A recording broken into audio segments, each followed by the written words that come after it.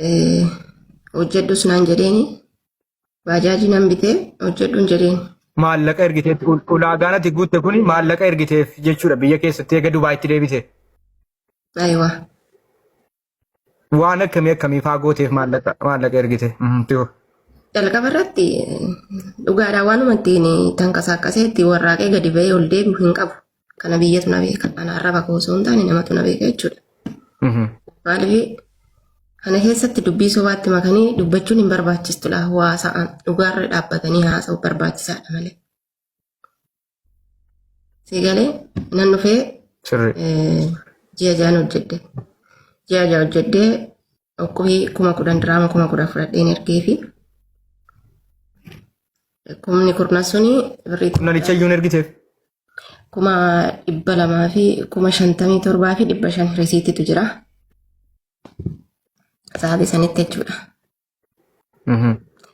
Hin bitatee manja fi kaadillee hin baratee hin baafatee biyaas yoo baay'ate ji'a 3 hojjete. Ji'a 3 hojjetee kulaalitiin na dhukkubaa dandeen hojjedhu dugdan na dhukkubaa maaloon ta'a achan ta'a asan ta'a jedha. Maal bitate konkolaataadha moo baajaaja bitatee hojii eegale kana siin jedhe? Baajaajii. Hayyee itti hin danda'u na dhukkuba jechuu eegale. Maaliif namni tokko lafa qoforeetuun bula barqaasisaa. Baajaajii kana immoo birrii situ bitee baajaajii kana situ bitee fi jijjiirame jettee bittee fi abbaa warraa keeti waan ta'eef sichi tokko waan jedhamuu fi adeemsuma sirriidha deemsi keeyyuu baajaaja kana situ biteef. Aywa. Hayyee deeme. Okay, azaan ishiin jedhee ji'a 3 bakka ba'oo baay'ate ji'a 3. Jiini 3 iyyuu boo baay'eedha. Akkam beekutti tokkotti. Ishii jedhee hin hojjedhu jedhee maalodhaa isla kiraa moo maali jedhamu ganama kennanii galgala birrii namarraa fudhachuu tokko. Waanuma akkasiiti garuu hin beeku.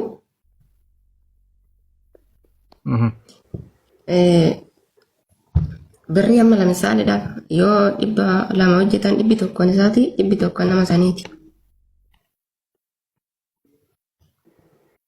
In kireesse jechuudha yaani baajaajitti kireesse. Ayiwaa. Waanuma akkasiiti yaani qixxee jedhama. Naagala namatti kenne naagala. Deema. Yoo 200 hojjetan 100 isaati 100 abbaa saniiti. Innoo mana dhakaa mana puulii oola jechuudha. Puulii beekte miti isa taphataa oolan. Nan beeka iyyeen. Ayiwaa mana puulii oola guyyaa guyyaa jechuudha. Nan nagaa garuu ani afaan baafadhee caqacaqamoo koo waan akkasii waan hin qabne siman jedha oduman beeku oduman naga'u siman jedha yaani. Maaliif jireenya tokko keessa gaafa ciqicciqiin dhufe adda fagaachuu dhufa. Maaliif mungkin mucaan kun ani waan an harkaan qabnee fi akkas naan jetti ani waan ani rakkataa ta'eef akkas naan jetti jedhee yaada kana naa kaasaa kan jedhu tokko famansiisee dhuman dhiisaa gaafa sirraa yaa sirraa'u jedhee. Eegalee. Azaan achuma namumaa faayidaa tokko dhugaa anatu mana kiraallee kaffalaa fi kan jiru manni baadiyyaadhaan isaa anatu mana kiraa kaffalaa uffata natu bitaa.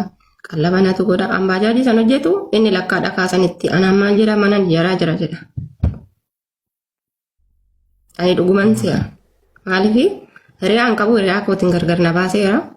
Obbolaan qabu obbolaa kootiin gargar ba'eera. Maatitti dubbachuuf haadha koo qofaadha. Kanan garaa fayyummaatti taasisu jechuudha. Ishiin jedhee ishee erga akkas hin taane waggaa baranaati jechuudha. Waggaa darbeera erga Dubaayin dhufee bakkaayii ergasii hin taane kottutii kara Dubaayin waggaa 2 hojjennee gallaan jedheen.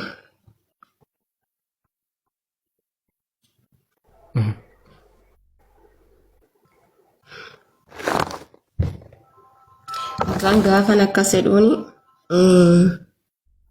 kara Dubaayin kana paaspoortii baafatee bakka ulaagaalee hedduu guutee fi hin dhufe. Bajaajii kuma dura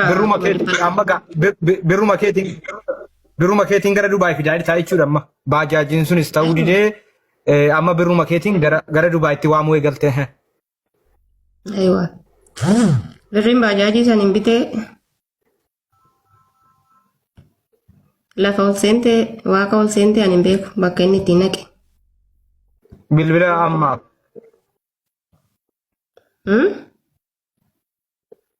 Bilbila dhiisachiisa si jeeqan dhiisee asuma irratti xiyyeeffannoo kee godhe ha. Bilbila isa biraa dhiisii xiyyeeffannoo kee asuma godhe ha. Okay. Birrii sani baajaajiin suni ka inni 200 fi wayii dura ergee achi deebisee ammas nan ergee 100 fi wayii jechuudha nan ergee. Intini hin jenne jechuudha inni. Baajaajii san obboleessattan kennee dhufe naan jedha naan garuu moo gurgureeti kan inni dhufe. Si galee? Ani garuu birrii kiyya kiisii keessaa baasee diraama 10,000 kiisii kiyya keessaa ammas baasee akkana fidee karaa Dubaayittiin jechuudha. Eshi jedhee. Ammas diraama 10,000 isa duraa sana malee isa baajaajii bitte malee kan biraa baaftee ammas gara Dubaayitti fuutee jechuudha. Birriin waggaa lamaa duruma isaa badee jechuudha yaani birriin waggaa lamaa dura badeerani. Azaan amma karaa Dubaayittiin kottu jedheeni dhufee gaafa dhufu kaampaaniidhaan dhufee kaampaanii gaafa hojjetu rabbi guyyaa takka bichaa hojjete guyyaa takkitti saniinu du'eedhumaan argama bakka hin hojjedhu jedhe maali ani aayidii dhuunfaa kiyyaan hojjedhu yookaan bineensi alatti naa nyaatu jedhe.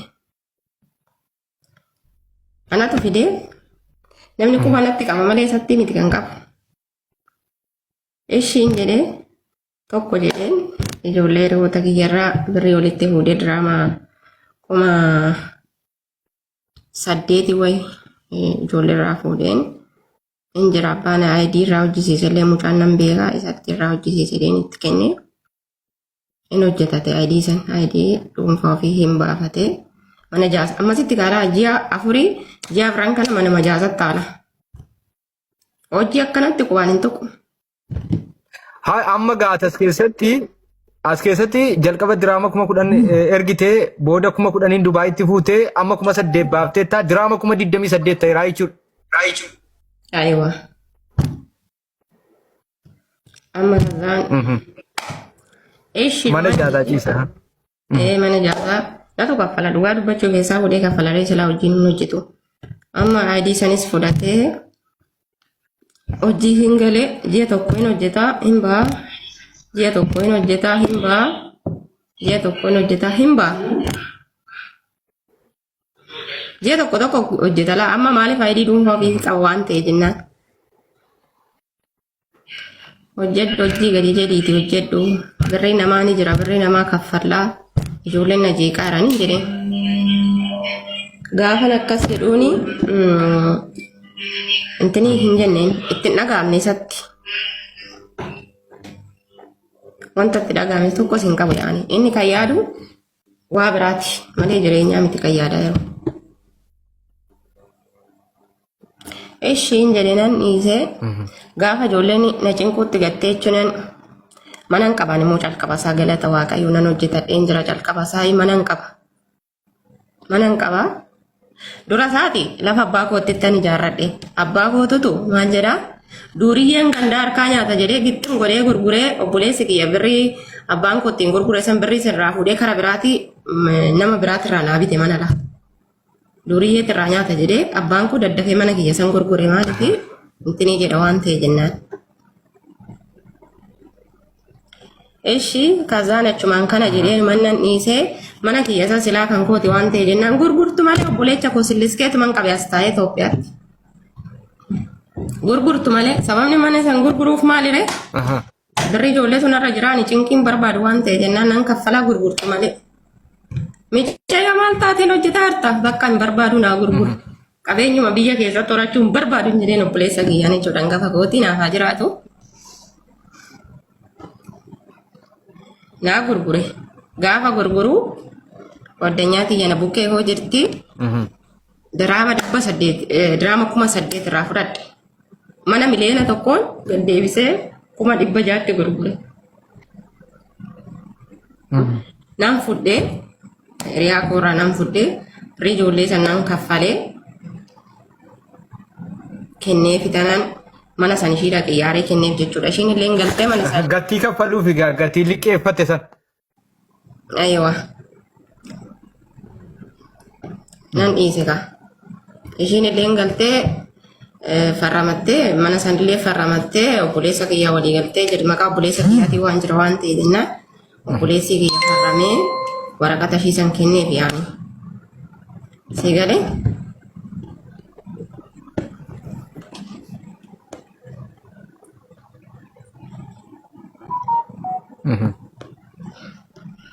Nagaa maara miti.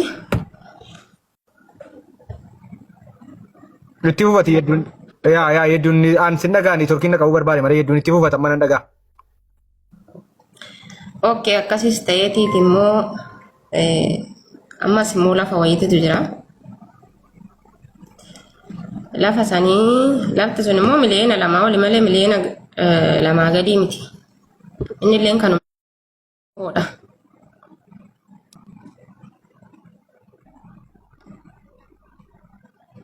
Nagaa artamiti tokkomma.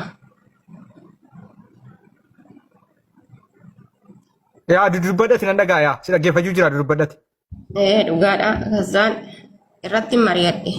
Maaliif obboleessa tokko qaba isa biratti ijaarrannu bakkaa'ii silaa hojjetaa jiraan jedheen jedhe maallaa galchisira lafa keeti amma kaa intini innis dhufeera jijjiiramni dhufeera amma biyya Dubaay gahamee jira waan ta'e jennaan karatti argatamu qabu waan ta'e jennaan sii galee.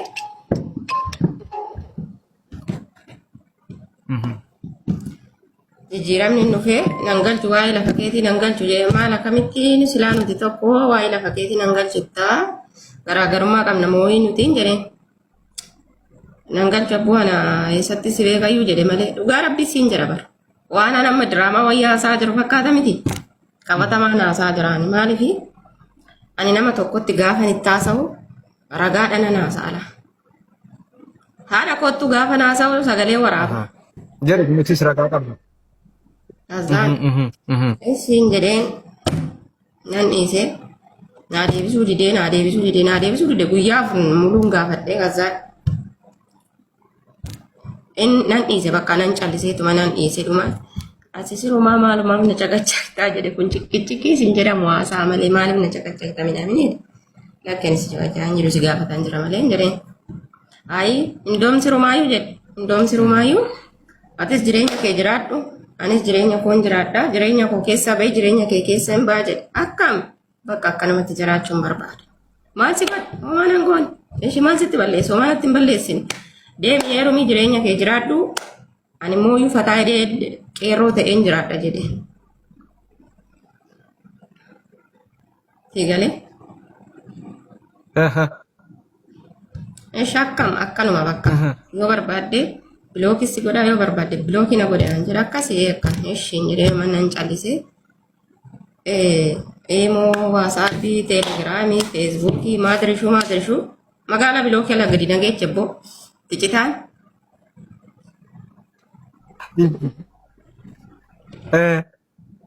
Ishiin jedhee nanuman dhiise dhugaa dubbachuu fi maaliif hiriyoo tokko hiriyaa isaatii tokko immoo akkuma obboleessa isaatii ilmeessuma isaatii nan gaafachiise asirraa gadi na bu'i jedhee mucaadha singalchu waa'ee kiyya singalchu mataa kootirraa gadi bu'i jedhee mucaa sanillee dhiyeechuu nan danda'a mataa kootirraa gadi na bu'i waa'ee kiyya singalchu natti sin dubbatini wanta ati natti dubbattuuf tokko hin qabdu odoo hunduu eeyyuu situ jalatti gadi na qabaa jedhee ishii erga akkas ta'e maaliif amma kana oofus si deemsise maaliif karaa kana hunda deemuu si barbaachise erga jireenya hin jiraanne erga mootii buruuf hin jiraanne maaliif karaa kana hunda deemtee jedheen obboleechicha jechuudha akkuma obboleessatti yaamaaniini eegalee hinuma dadhabame dhugaa rabbi maaliif inni lakkaa biyyattis dubartii biraa wajjin jiraata lakkaan hin beekuma waan akkanaa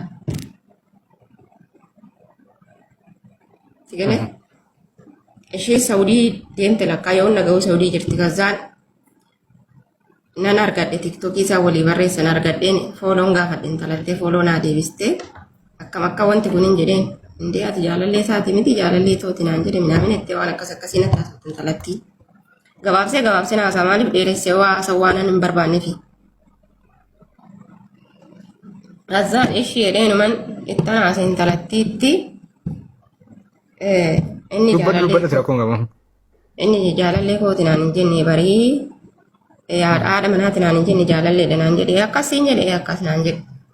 Ani waan qabatamaa tokko ittanaa sentalatitti gaafan itti haasa'uu in kakattee ani lammatatti haasa'uu waan akkas akkasii tettee ishi rakkoon qabu naman dhiiseen maaliif ani immoo bu'aa namatti ta'uu barbaadani jireenya koo keessatti bu'aa namatti ta'ullee hin barbaadu dhugaa rabbii. Maaliif namni fayyaa qabu tokko bu'aa namatti ta'uun hin ulfaatara. Ishee jedhee manaan itti haasee akkuma sagalee ishii isiniif banuu nan danda'a sa'aatuma ammaa kana kakatte amma kakattee rattee achi deebitee isaanii itti kakadhee itti amansiisee dhufee yoo nanani sitti haasa'e oo sitti haasa'e galaanan dhaqee ishiitti hima galaanan immoo obboleessa isaatti hima. Dhaqee ishiitti haasaa waan ta'e jennaan zimminnee haasofnaa naafsi zimminnee haasofnaa jettiin. Ishii jedhamee hin dhiifamee akkasuma ta'eetuma hin gorsanii gorsa isaanii hin fudhatu. Ani silaa biloogii ala hin jira ittaan hima ijoollee kanatti hin gorsanii sunis itti haasaa kunis itti haasaa namoonni gurguddaallee warrumti as keessa jiru gurguddaa warri naannawa keenya itti haasaan. Nan tuffadhaa bar jedhe isaan bee nan tuffadhaan sababan isaan tuffadhuuf ammalsii kennuufi didaa bar jedhe har'a kaa ofirra taa'uun dhufe waan ta'e jennaan. Sii galee oduma akkas jedhanuu har'a ji'a meeqaa ji'a 8 oo baay'ate ji'a 8 yoo xinnaate ji'a 8dha malee sii galee tokkummaa. Kazaniif jedhameet manneen hin dhiifame. Naagalu jira suuraa isaas eenyu fiduufan hin deemaa jira isa hidhaatti jiru. Itti fufadha.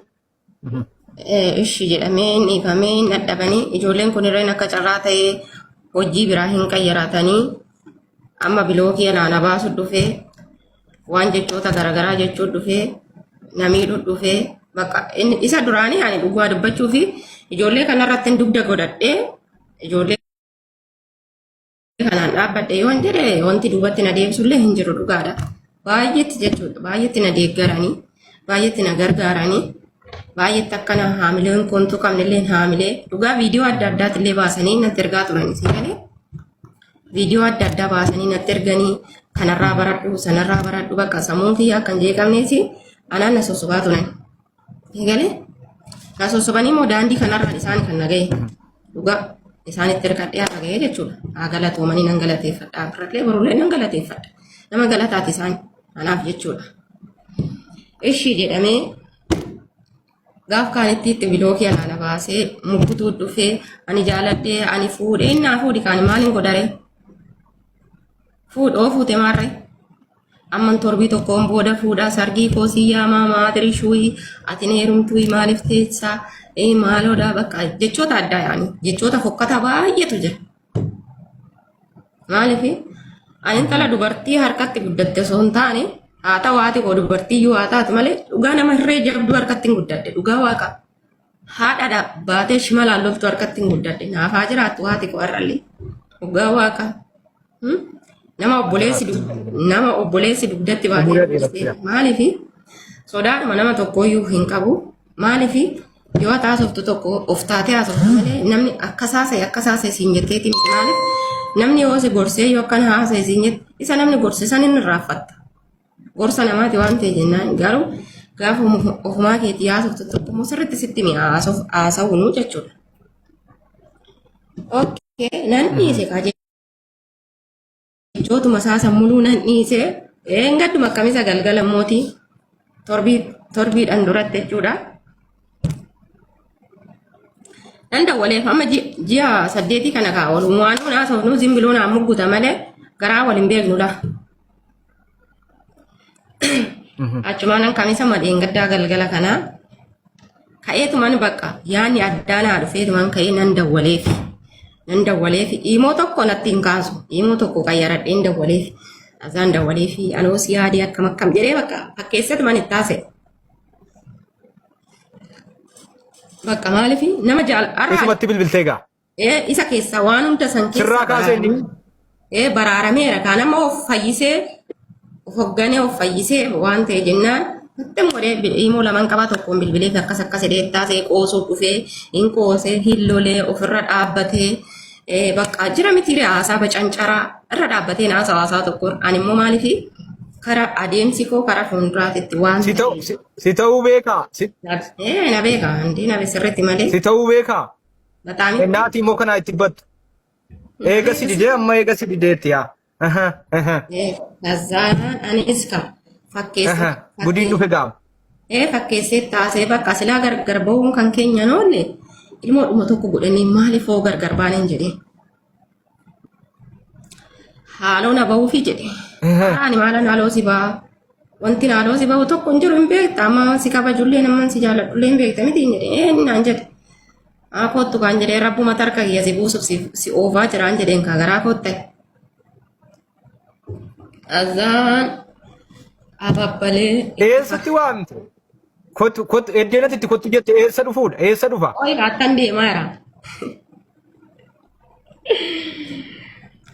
ayyee ishi deem ishii jedhee aduu kamisaa galgala rabbi mee namni tokko jecha nama miidhaa kamisuma galgala ayyuu jechuudha dhukkeetuma kana gadi narraa kaasaa buleenis ishiin jedhe nan liqimse kaa kaayyoon qaba karaa orang qaba waan ta'e jennaan nan liqimse gadi nan nyaadhe jana jechoota isaa san hundaa madaakee keessatti dhoffattee sani si gane hunda dhofsitee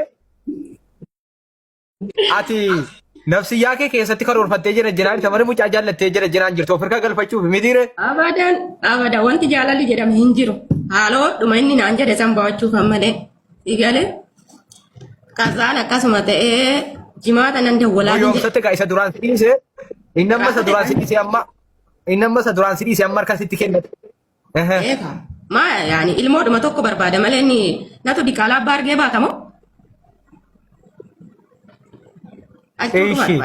ilmoodhuma godhachuu dhufa jechuudha sii galee jaalalaaf osoo hin taane ilmoodhuma godhachuu dhufa jechuudha wanti isaa wanti sii galu sakana gurbichi gaayis azaan ishii jedhee numani jimaata yoo nan bilbilaaf jedhe natti naqqaa namni kun hin jedhe nan dhiise qidaamillee hin bilbilee fi dhugaa rabbii kazaan aduu sanbataa saa tokkotti akka biyya kanaatti saa tokkotti akka Itoophiyaatti saa jaatti jechuudha nan bilbilee fi akkamii sinii gaara mitii sida madaamin tasaafarte siin jedheera hin dhuftuu hin jedheen mana madaamitti dhaan inni dhufaa jiru amma. Manuma madaamitti waamaa jirtaat? Eeywa. Eeshii boo? Kazaan ishii jedhee yookaan hin boruunii dhufuu dandeessi yookaan immoo iftaan dhufuu dandeessi hin dhuftaa jennaan bakka nan dhufaa taaskiin barbaaddataa jiraan jedhe yaa waaqa galataan ka'e galfadhe kaa nan dhutaale kaa lamu nan fiige kaa gibbii keessa ga'e. Jechuun mee asirratti waa si gaafa mana madaamitti akkamitti na waamta jedhee sin gaafanne mana madaamii nan sodaadha siin hin jenne ati immoo madaamii kana hin sodaanne ati dhugaadhuma mana madaamitti waamaa jirta moo bakka biraatti immoo waamaa jirta? Yeroo ayyaanaa amma ijoolleen yeroo ayyaanaa hin dhufanii hin taphatanii hin nyaatanii dhuganii hin galan ani halagaadhan jedhu nama kamiyyuu amma inni anaaf abbaa manaati miti halagaadhan jedhu eessuma kiyyaan beekti madaamiin kan koo isa sana jechuudha eessuma kootiin jedheen. Madaamiin kee gaafa si bira dhufan loltu hin horiitu jechuudha. Laa kana namni kamiyyuu ragaa bahuu danda'a. Kazaan itti fufayyee. Fuuldura mana kanaa kaameeratu jira.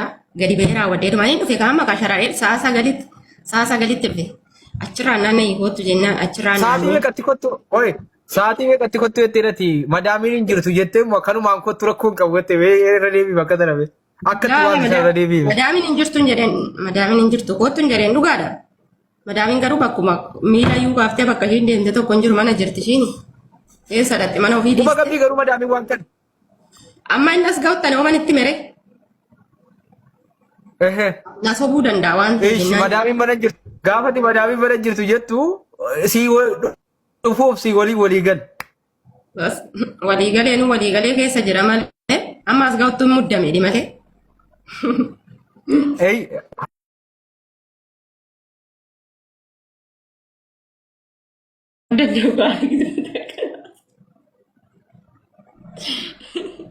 No rakkoo qabu.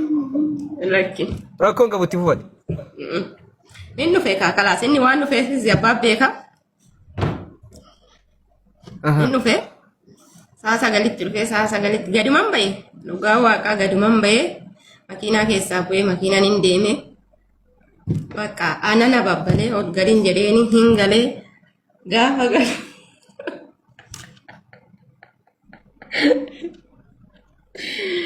naafaa jiraattu madaamin koo dhugaa waaqa. Inni dhufte kaa madaamin koo inni dhufte inni dhaabbatte kaa balbalaan indee madaamin hin jirtu hin jennee jedhe hayi reefuma dhuguun didduun hin argine yoo akkamitti dhufteen jedhe kaanis fakkeesse.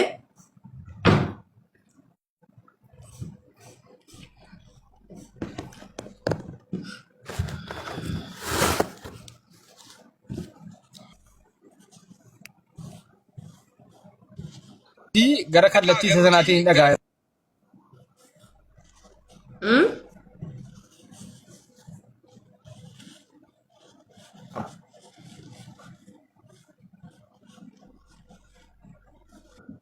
Ya sirraa hin jira amma galla kiseera mitiire galla kiseera. Aywa. Al tokko bishaanan fudda.